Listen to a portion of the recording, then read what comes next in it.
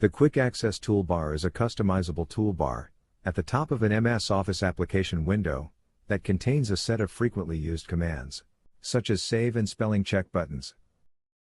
Click this down arrow to open a list of commands.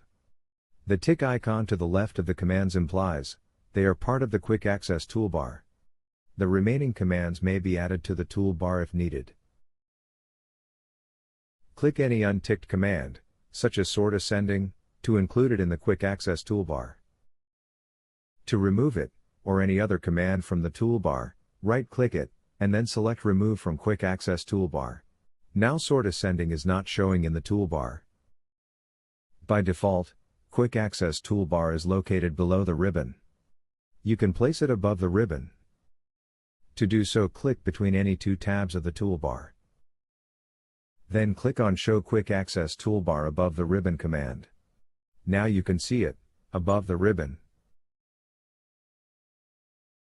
To restore the toolbar to its original position, click again between two tabs.